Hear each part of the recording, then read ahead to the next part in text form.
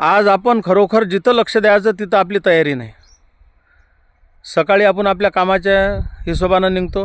मग नोकरी म्हणा, व्यवसाय म्हणा, कोणता शेतकरी म्हणा, मजूर म्हणा, हमाल म्हणा, दिवसभर आपलं काम करणे, संध्याकाळी घरी येणे.